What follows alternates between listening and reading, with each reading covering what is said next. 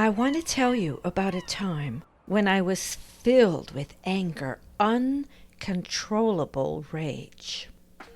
My anger kept growing daily, and I didn't have an outlet for it. I really needed to blow off steam, and complaining online is so pointless and so fruitless. So I admit it was sabotage.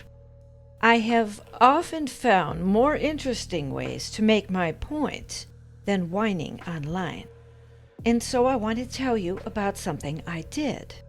It was about 8 years ago, and as I said, I was angry. You see, I felt powerless by these greater forces that were swaying society in a dangerous and evil direction.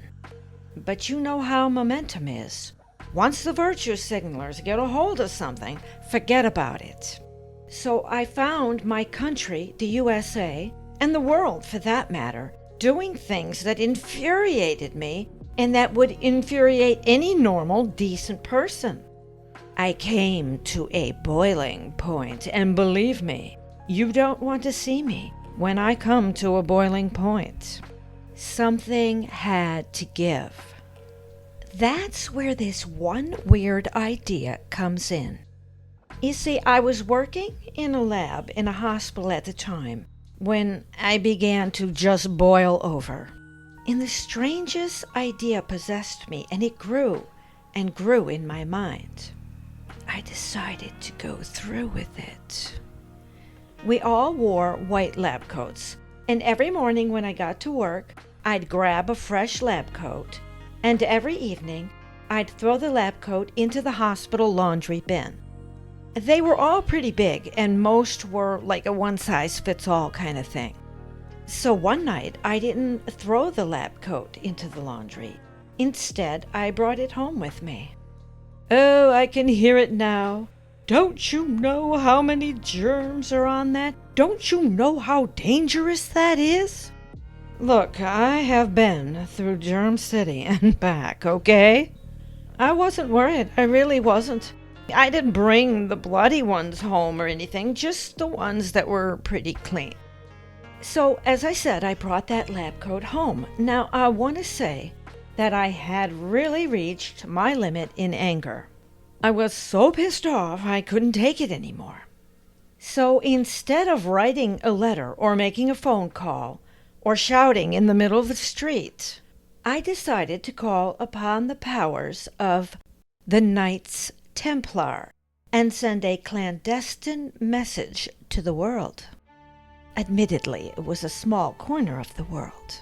I got some white thread to match the white lab coat, and at the very bottom of the coat, on the right-hand side, just near the front seam, I embroidered a Knights Templar cross. It obviously did not stick out because it was the exact same color as the coat. It was very thick and very beautiful. The cross measured about 1.5 by 1.5 inches. It was really something to behold. The next day when I got to work, I threw the coat in the laundry and I put a clean one on and went to work. And this behavior went on and on. I couldn't do it every night because I just didn't have enough time, but maybe once or twice a week maximum. I just kept on embroidering Knights Templar crosses on the lab coats, and then bringing them back in and throwing them in the laundry. Well, it took a while, but eventually I started seeing my coworkers walking around wearing Knights Templar crosses, but they didn't know it. They had no idea. And the more it happened, the more hilarious it became to me. And the more I did it. And as I did it, my anger dissipated and my strength increased 1,000 times over. I was like a woman possessed. I was possessed with the Knights Templar crosses everywhere.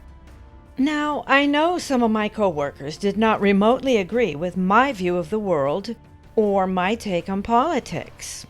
So you might be thinking to yourself that this wasn't fair, because they didn't know they were walking around in Knights Templar crosses throughout the entire hospital. not only sending subliminal messages to other hospital employees, but to patients and their families too.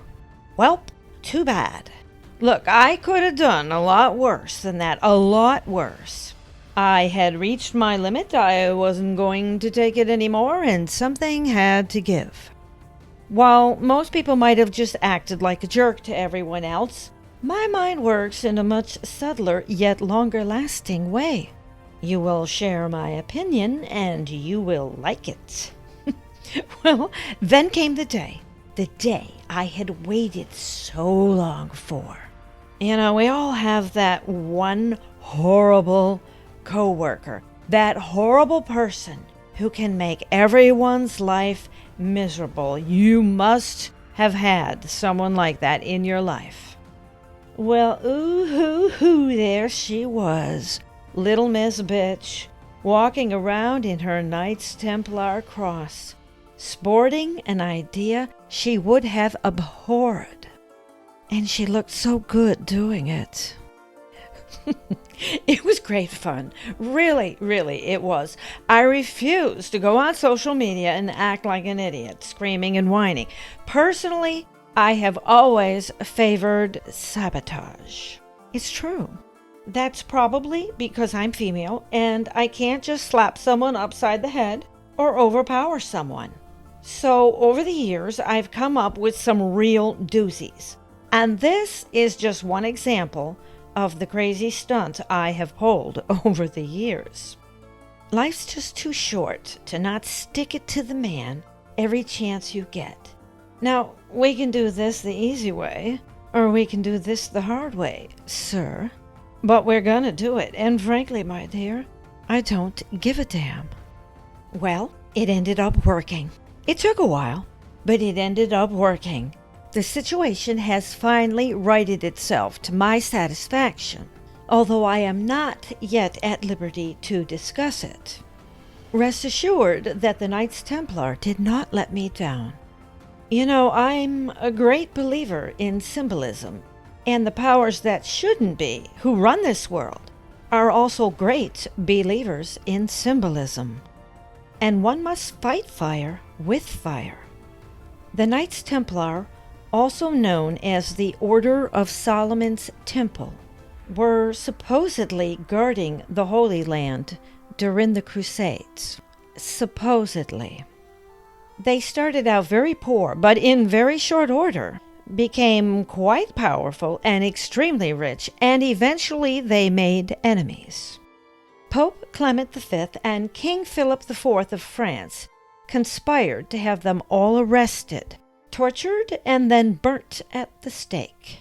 This took place on a Friday the 13th in the year 1307. They were accused of idolatry and devil worship. Pope Clement V actually ended up exonerating them of wrongdoing in the year 1308, but this did not stop what King Philip had already put into action. He wanted their land and their wealth.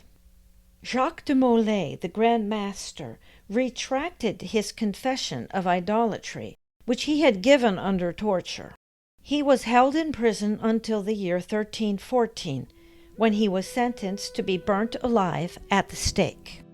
While being burned at the stake, he is recorded to have said, "God knows who is wrong and has sinned.